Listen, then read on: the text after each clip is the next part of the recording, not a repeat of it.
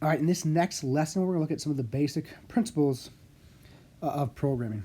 Uh, Before we start, this is in no means very extensive. This can be kind of basic outlines and thoughts that might go into programming for our athletes, and some various templates that we can use that you might see in our programming when we use for our athletes. And also, at the end of this, you guys will pick out an athlete, and you guys will give them a kind of like, you can see here, kind of a 3-week block for an athlete of your choice. So you have an opportunity to kind of program for a real live and living athlete that you will obviously implement with our athletes here the next 3 weeks. For you guys a chance to see, make some, see what goes well, what doesn't go well, make corrections and things like that. So from a basic program standpoint, let's look at just day one. Okay, so day one here, top left, I'll zoom in just a little bit there, it is what can be seen as a basic, what a daily outline might look like. As you can see, our brackets, 3 different brackets there. So bracket, number 1, at 1A, we're usually going to start with some sort of lower body. And this day it's a pull. It could be a lower body push, would be like more knee dominant type things with like a squat, a Bulgarian split squat, a lunge variation, etc. Where a pull will be more hip dominant, so that'd be like an RDL. A hex bar, deadlift would be like a combination there between a pull and a push.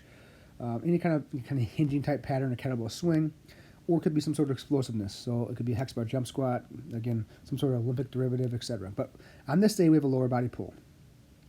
B, as you'll see in most of our athletes' programs, will be either it will be a mobility, so it is kind of specific to the athlete, or specific to the lift. That should say athlete or lift specific, not of. So the mobility is designed from a standpoint to be specifically addressed to our athletes' needs. So based off of our assessment of the athlete, what is an area that they may need some sort of a mobility or stability with that athlete, or it might be lift specific. Meaning, let's say we're doing a front squat, for example. Front squat is typically restricted by ankle range of motion, so ankle dorsiflexion, or some sort of thoracic spine extension. So you might see our mobility specific to that lift. That way, we're maybe giving our athletes a little bit more exposure to a more range of motion, which then they can take back to that main compound lift. So this is a pretty easy way to do that. And then you'll see some sort of usually some sort of scap stabilization or upper body pull, something low level like a band pull apart, a seated wall slide. You might see like a scap stabilization, like a reach, so like a prone wall slide, prone swimmers, prone reach and lift, overhead dumbbell carry, things like that. You'll see included in 1C. And this is the basic what a bracket might look like for that first bracket. Where that allows that there's adequate rest to come back to our main lift in that day. So it's 1A, our main lift. Let's say we're doing a pretty good RDL. That mobility and that scapular stabilization allows that athlete, instead of be sitting around for 90 seconds or 2 minutes, to allow them adequate rest. So the quality of that RDL is ensured. We're just doing them low-level mobility work and low-level scap stabilization, or kind of upper body specific work that isn't going to be detrimental to the recovery of that athlete before they get back to 1A. If we go back to now to the second bracket, we got an upper body pull, in this case horizontal, so that'd be like some sort of row variation. We got a single leg, in this case lateral, and we got an upper body push, again horizontal. So an easy way to remember that when you do a horizontal pull, it's pretty easy to just program some sort of horizontal push to go along with that. In this case, in that second bracket, you'll typically see some sort of single leg variation. In this case, it's a lateral. So that would be like a lateral lunge, a lateral step up, a rock squat, something like that, where it's a little bit more unilateral in nature, but also lateral for our athletes to expose them to that frontal plane. And then that last bracket, which isn't always A, B, and C, it's sometimes just A and B, you'll typically see some sort of posterior chain, just because we put a big emphasis on the posterior chain. You just see things like reverse hypers, hip extensions, partner glute hams, and then maybe some sort of core that is specific into the athlete or specific to the sport.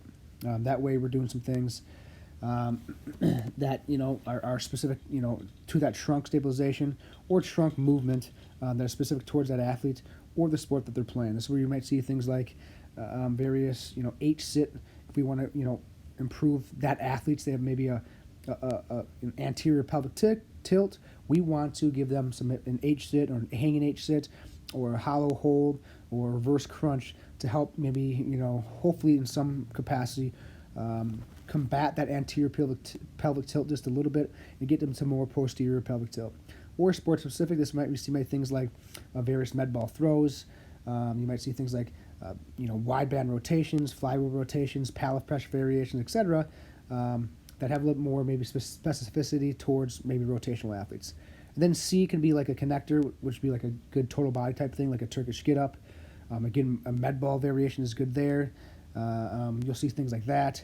Or you'll see our ESD where we're doing some sort of maybe sleds, slide board, bike sprints, long duration isometric, etc.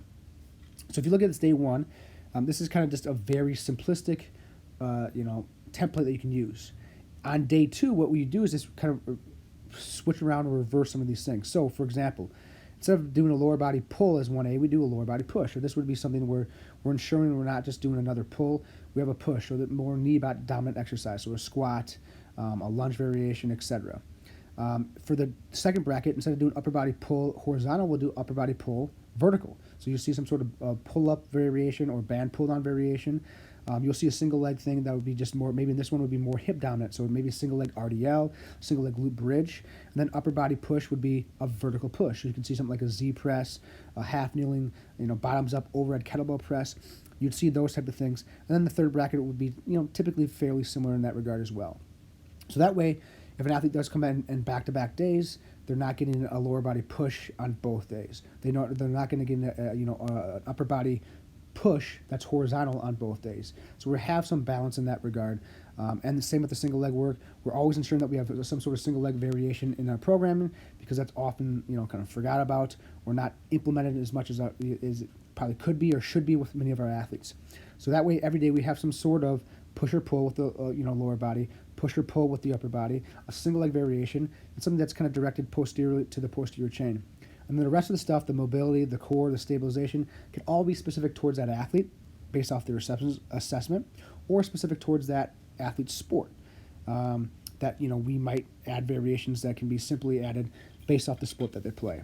So that's a simple template that's easy to use. It's been around for a while. Something like this allows for you to kind of check off a lot of boxes. When we go into program, what you'll see a lot, with let's just talk about the balance between pulls and pushes with the upper body. So, for example, for me, I always want to pull more than we push, upper body wise. So that scapular stabilization allows us to do that because things like band pull aparts, things like seated wall slides, prone swimmers, prone T's and Y's are all good ways to add more pulls. If you guys look at how we program our upper body pull versus our upper body push, the pulls always have more volume than the pushes or the presses. So for example, in this day, if we're doing horizontal, we might do a suspension row. We might have 3 sets of 12 suspension rows, and an upper body push, we might have, say, dumbbell bench, 3 sets of 6. The volume of those pulls will always be higher than our presses. And this is the way I program. That's just kind of what I think our athletes need more of. They typically push more often than pull if they're left to their own volition there. They typically have rounded shoulders. So we're just trying to do things that, strengthen that posterior chain, not only the lower body, but also the upper body, and could combat some of the maybe postural issues that we see with many of our athletes that sit all day, that tend to press more than they pull, on their own in the weight room. Typically high school weight rooms tend to be a lot more pushes than pulls. So we're trying to always add more volume of pulls, upper body, compared to pushes. The same can be said for the lower body. That's why we always have a posterior chain. Most posterior chain exercises are going to be some sort of pull variation, a hip extension, a reverse hyper, a partner glute ham, a valve side leg curl. There's combinations of those, but they're typically a little bit more hip dominant and pull dominant, which is, again, the posterior chain is what drives performance, is what drives locomotion, what drives speed and things like that. So we'll see that. I like to put the lateral on here because another common part that's missed off by many programs is having some sort of frontal plane component. If you look at a typical high school weight room or even college weight room, on a day they'll do they'll do a Olympic lift variation. So let's say they're doing a hang clean, and then they're going to go to a back squat, and that's kind of their day. That's the two main lower body exercises. And the next day they'll maybe do a hang snatch, and then a maybe a trap bar deadlift or a straight bar deadlift or a sumo pull, something like that. But typically what's left off is any sort of lateral or frontal plane work. Things like lateral lunges, things like lateral step-ups, crossover step-ups, things like we can add this in the ESD component, such as lateral sled pulls. I always want to have some sort of lateral component on at least every other day. And obviously our movement training takes care of a lot of this because we put a big emphasis, obviously, as you guys know, on multi-directional movement. But also in the weight training program here, every other day I like to have some sort of lateral component involved, whether that be slide board or lateral sleds through the ESD, or within their natural program, some sort of lateral movement, lateral lunge, rock squat, crossover step up, something like that, so they get some sort of lateral movement in the program. So let's just look at a couple different easy programming templates that we can use. Okay, the first one here is an ascending template. Okay, and this is pretty common. This is what would be classified under like a concurrent training, meaning we are going to try to touch upon all the training modalities in a single day. So we're going to try to touch on speed/power. We're going to try to touch on strength. And we're going to try to touch on hypertrophy. If we break it down into those three main categories, we're going to try to touch upon all those things in one given day. So if you think about training in the weight room, those are typically the three, their general groupings. You got speed/power, you got strength, and you got hypertrophy. So what ascending here, and you'll see in the next one, descending, we're going to try to touch upon all those things in one given day. And we'll talk about different ways to do that. If you know about anything about Westside, they have max effort day, they have dynamic effort day, and their repetition effort day. So it's kind of the same concept where they're touching upon all those basic speed, strength, and hypertrophy, within a given week. And in this case, we're going to do it in a given day.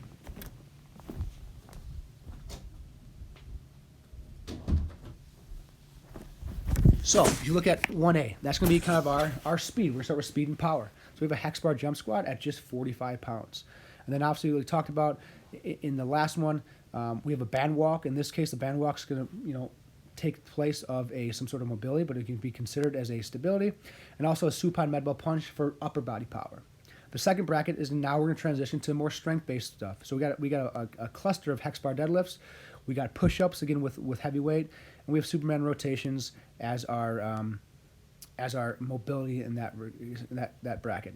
And the third one we're going to look at hypertrophy. So we got inverted row and we got hip extension, a little bit higher volume compared to the previous one, the strength block. And so this bracket has a little bit more volume. And then the last one we can see here, we have again high volume, 5 sets of 20 yards lateral sleds. So that's what an ascending might look like. Again, if we break down, we have in the first bracket, we kind of have a hybrid with the hex bar jump squat, but it's explosive power. Same with 1C, we got a push, a med ball push, again, explosive power. Second bracket, again, we got a hybrid, so it's kind of a push/pull combination of strength of a hex bar deadlift. We got 10 reps each set of a upper body push. So you've got 2 sets of that. We're doing 20 total reps of our upper body push.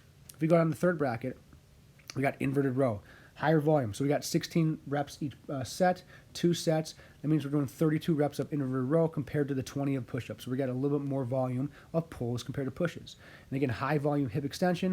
And then also we got a single leg movement right here with our lateral sled. So it's single leg, because you basically push off your back leg, and it's in the frontal plane. So we kind of check off 2 boxes of getting a single leg exercise in our program today, as well as a lateral. We have more pulls than pushes, and we have kind of a hybrids with push and pull for the first 2 brackets, and the last bracket we have a posterior chain with our hip extension. Descending. So this is one where we'll start now, instead of working from power, strength to hypertrophy, we're going to reverse that and go from hypertrophy, strength to power. Why do we do this? Typically everyone will say you got to do speed and power first because those are the most neurologically demanding, and we need to do those when we're our freshest. And there's a lot of truth to that. But there's also some truth to doing some things in a descending order every once in a while, because guess what? Fourth quarter of any sort of game, late in the game, you have to be fast, you have to be powerful under fatigue. So why not give our athletes a little bit of exposure to some of those instances where they have to be powerful and fast, like in this last bracket, under some sort of fatigue, muscular fatigue, and a little bit of neurological fatigue. So descending kind of handles that. So we got front rack reverse lunge. So now we have a reverse lunge. Again, Reverse lunge is a little more hybrid, but we could say for this case, what's a knee dominant, 2 sets of 8. So 8, we're starting to get a little bit more higher volume there. When we're alternating legs, that's a lot of time under tension with that front rack, that bar racked in the front of our body for 8 reps each leg. We got suspension row, so again, high volume of a upper body horizontal pull, and a hollow hold. Again, maybe for this athlete, they need to reverse that anterior pillar tilt. We're holding for 1 minute. And then we're going to stay with that front rack reverse lunge, but now we're just going to go reduce the reps, and we have more strength emphasis. So three reps each leg. We have dumbbell bench, 3/3, and then we have pull-ups, 3/3/3. So on this day, we have, in our first bracket, we took care of a horizontal pull. Second bracket, we're doing a horizontal press. So we have that balance there. 30 reps of the pulls compared to 12 reps of the presses. And then we have a vertical pull as well with the pull-ups. We're getting 9 reps each set for a total of 18 reps after the 2 sets. Then we're going to finish with something that's a little more powerful. So it's kettlebell swings. Kettlebell swing cluster 666 with a lateral 1-2 lateral med ball scoop. So we're working on, again, something in that frontal rotational plane, a little more unilateral in that sense. And then jammer throws, which would be our powerful upper body push. So we're even having no weight or light weight on the jammer throws. So we're, in this case, in descending, we're just taking a typical concurrent program, which you'll see in a lot of places where you're trying to touch upon all those physical capacities that we want our athletes to adapt to in one single day. And we're trying to, now in the descending, just reverse it. So we're working on hypertrophy first, strength in the second bracket, power in the last bracket. Again, if you look at all the boxes that we want to check off, we have a unilateral exercise, we have a frontal plane exercise, we have more pulls than pushes, and we have more posterior chain than anterior chain in terms of our lower body. So it's a good quality day. So now, if we move on here, let me see what we got top right, if I can get this thing going. Here we go. Let me just look at. All right, so we're going to go to the last bracket here. So a problem sometimes with concurrent is this. If you think about it, you are putting everything in one given day. The problem with this is that the body, the body's job is to adapt to the stresses placed upon it, right? The SAID principle, specific adaptations to impose demands. So if we're imposing a power speed demand and then a strength demand and also a hypertrophy demand, what is the body going to adapt to? Well, it doesn't really necessarily know, and it'll adapt to maybe whatever they are biased towards in terms of that athlete's genetic makeup. So, you're throwing a lot of shit at the wall and you're hoping some of those stick. And it's good for young athletes. It's good for, novice athletes to be exposed to all those different physical capacities because they just want a robust adaptation. The problem is you get good at all those things, but you never get great at a single one of those things. So this is where a thing like DUP, you can see in the top here, daily undulating periodization, or this is where like the west side, we have a single day dedicated towards a specific physical capacity. So let's say on day 1 here, we got strength as our specific capacity that we want our athletes to be exposed to. So everything's gonna be dedicated towards strength. We can apply many of the same things that we just talked about, but everything's gonna be kind of in that strength bracket where we're emphasizing, lower volume with higher loads and long full recovery. So if you look at the first bracket here, we got a heavy hex bar deadlift cluster, just 2/2, and we have a heavy dumbbell bench with a chair as the athlete specific. Maybe they lack internal rotation. We want to expose them some loaded internal rotation there. And then the second bracket, we have again only 4 reps, a heavy dumbbell Bulgarian split squat with a heavy dumbbell chest supported row. If you look here, again, we have a unilateral lower body exercise. Again, the BSS could be considered knee dominant, while the hex bar deadlift would be like a hybrid. If we look at the first 2 brackets, we have chest supported row for 5 reps, with dumbbell bench was only 4 reps, so a little bit more volume of the pulls compared to pushes. Third bracket, again, low volume, higher loads. We got partner glute ham, so we're emphasizing the posterior chain. Heavy eccentric here. We have half kneeling single arm flywheel row, so again, more pulls, so now even more volume compared to the presses. And then we have a yoke carry, so just a loaded carry. Let's say maybe this is an athlete that plays a contact sport, maybe a football. A loaded carry is great for those type of athletes to build some, I guess you could say, build some armor, have a lot of time and attention. It's just building a good strength capacity there. And then our slide board, 8 sets of 10 seconds, so we're getting that frontal plane work. It's only 10 seconds on, so it's still could be considered kind of that lactic energy system. And so everything's kind of geared towards a strength adaptation.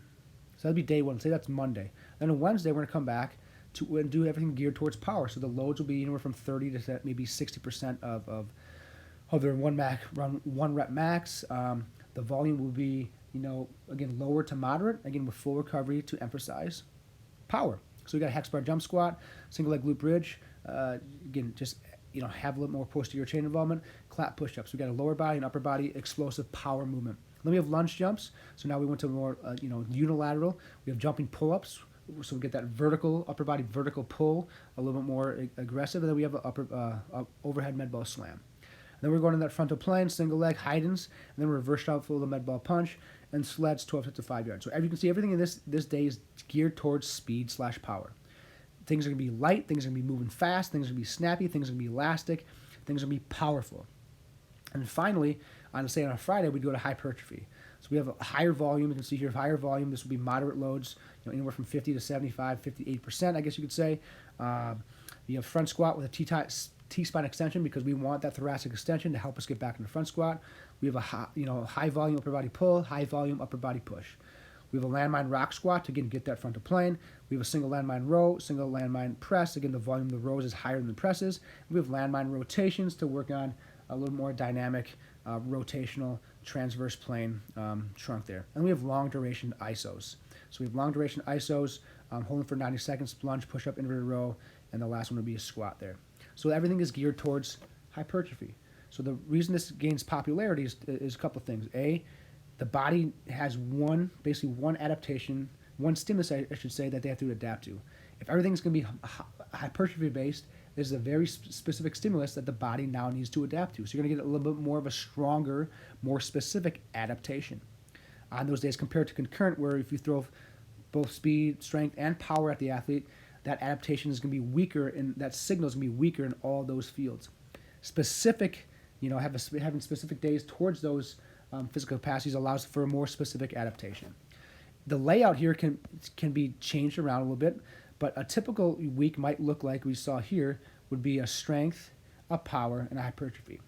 Reason being, let's start with hypertrophy. I want hypertrophy at the end of the week because they have additional days to recover from that hypertrophy. Let's say it's on a Friday, they have Saturday, Sunday to recover from that high amount of muscular damage that we're going to put on the athlete. So it allows them an extra day to recover from what is a workout that's designed to leave them sore. It's designed to have them break down a lot of muscle tissue. So we want an extra day for that. In terms of strength and power, what I found is this, that having Monday strength is good because it actually kind of potentiates the Wednesday workout. When they have 2 days off, Saturday, Sunday, come back on Monday, I want something that maybe is not quite as much nervous system, high demand, like a speed/power day, because they've had, actually had 72 hours off from the previous workout. The nervous system is a little bit dampened. I like to use that Monday day as a strength day to kind of potentiate for more of a speed power day on that Wednesday. So that Monday's workout actually potentiates, it starts to prime that nervous system for that fast, powerful day on Wednesday. And then Friday is a day to add more volume and hypertrophy, because they have an additional day to rest. Now, you don't have to do all these things. If I have an athlete that has plenty of hypertrophy, or doesn't need to gain more muscle mass, they might have a week that looks like a strength on Monday, power on Wednesday, strength on Friday. They might have something that looks like a power on Monday, strength on Wednesday, power on Friday. If they need a little bit, they have a good strength base, hypertrophy base, and they need to emphasize more power. So you can switch these around however you want. If you have a young athlete, it might be hypertrophy, strength, hypertrophy, however it may be. But that's kind of a typical way to set that up. And you can really zone in and be specific to your athletes, their needs, based on what they've done. Contrast here. So contrast is basically, again, you're using potentiation, but your potentiation like a strength workout with a more powerful explosive workout. So for example, here we have a hex bar jump squat that's going to recruit high amounts of motor units, right? It's going to require high amounts of rate coding, and we're going to go to a depth jump to try to take that signal that we've now opened up during the hex bar deadlift. We're trying to use it during more of a powerful, elastic, more of a neural exercise. In this case, a depth jump. So you're trying to potentiate the depth jump by a heavier hex bar deadlift cluster here. And then we talked about scapular stabilization as our kind of built-in recovery. We have a seated wall slide as a way to kill some time and also work on more of an upper body pull type position that we like. Second bracket, you can do with the upper body as well. So you have upper body pull, so you have a vertical pull, 4/4. So you're probably going to be pretty heavy. It's going to be pretty demanding. And then we're going to reverse that with an overhead med ball slam. So now we're using those lats to pull a ball into the ground aggressively and violently. So it's a similar concept. People often think that you only do it with the lower body, but you can do things with the upper body as well. We have lateral lunge, so this is a good way to do it unilaterally and in the frontal plane. A dumbbell lateral lunge followed by a Haiden. So that lateral lunge is trying to potentiate that explosive, powerful, kind of frontal plane, rotational plane, Haiden that explosive jump. And then same thing here, a dumbbell bench paired with a supine med ball punch. Again, getting that contrast from a heavier movement that's going to stimulate more motor units, recruit more motor units, have high amounts of rate coding, and then apply that into our powerful movement there with a supine med ball punch. A French contrast is a way that we do that. I've gotten away from this a little bit. I used to do it a little bit more with athletes, but I just, when we do it, I want to keep the volume low. This is very, neurologically demanding, so it does take an adequate recovery, and a lot of athletes maybe just aren't prepared for this. But it is a pretty powerful setup here. So a French contrast is basically what it does is goes through, you can see here, it's going to go through a loaded movement, so a safety bar reverse lunge, compared to a plyometric type movement, which would be single leg hurdle hops, compared to more of a powerful movement where it's going to be a little bit less plyometric in nature. It's like a lunge jump. While it is a jump, it is a little bit longer time spent in the ground, a little bit deeper ranges of motion. It's going to be a little bit more of a power movement compared to the single leg hurdle hop. It's going to be a little more of elastic plyometric type movement. And then you go down to the 1D is a unloaded type movement. So the band assisted lunge jump where the bands are kind of unloading, a certain amount of the athlete's body weight, and so they're working kind of almost below that force velocity curve. So the whole point of French contrast is to work all along that force velocity curve. So you get, forces at the top left, velocities down at the bottom right. If we want to have high velocity movements, we got to have very low loaded type movements. So that's like unloaded body weight type stuff, or in this case, unloaded, so band assisted type stuff unloads the body, so the velocity can be very high. At the top left, if you want to have high force or high load movements, the speed's going to be very slow. So we start with something that's high force, low speed, and kind of work down the surf that curve if you would. So then we're going to go to a single leg hurdle hop, which is going to be high velocity, very low load. We're working that lunge jump, which is going to be moderate velocity, moderate load, and then we have the unloaded action, the band assisted, where it's going to be unloaded, really high velocities. If you look at the rest period, a lot of rest period, 3 to 5 minutes to allow for a full recovery between those. We can do the same thing with the upper body, Swiss bar bench, to a clap push up, to a supine med ball punch, to a band assisted. Same thing, we're just surfing that curve. And then finally, here's a triphasic type thing. This can be crunched into a single day, as you see here, or it can be, kind of put into weekly phases, or also into our daily undulated periodization. So, for example, the first bracket is emphasized on eccentric type movements. So, eccentric goblet squat, eccentric chest supported row, eccentric dumbbell incline bench, where we're really lowering that eccentric very, very slowly. This could be a single bracket like you see here, or it could be a single day. Like Monday could be eccentric focus, Wednesday could be an isometric focus, or week 1 could be eccentric focus, week 2 could be isometric. Those are different ways that they're popularly done. I'm just condensing it here into a single day just to give you guys a view of it. Second bracket is dedicated towards iso, so we're holding those bottom positions. So we're spending some time in that bottom position, that end range of motion. So iso goblet squat, iso chest supported row, iso dumbbell incline bench. So isos, and the last one would be concentric, where we're working on things a little more fast and powerful. So hex bar deadlift at 1 meter per second. 1 meter per second is roughly that range where power is maximized. So that's where you can use it on the just jump mat, or if we have a VBT. Explosive sled row, again, something a little more powerful, and a bench press with the load, again, would be something that you can move pretty snappy. Again, this can be extrapolated into weeks or days of a week. It doesn't have to be in a single workout, but that's where you're stressing that. You're stressing the stretch shortening cycle in a sense, where you're emphasizing the eccentric portion, then the isometric portion, then the concentric portion. Cal Dietz's book, Triphasic Training, kind of goes over a lot of this stuff. But this is what eccentric, isometric, concentric type might look like. Again, it can be extrapolated however you want.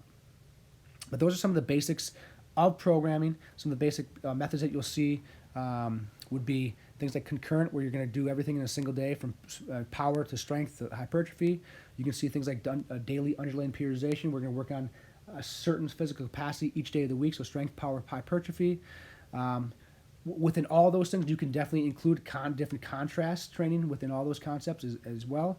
The other one you'll see is a lot of is block periodization, which is where it's kind of like daily undulating periodization, but let's say it's like more weekly or monthly undulating periodization. So for a full block, say Monday, Wednesday, Friday, you're working everything's hypertrophy. So everything you do in that day is going to be more hypertrophy based. You might do that for 1 week. You might do it for 4 weeks.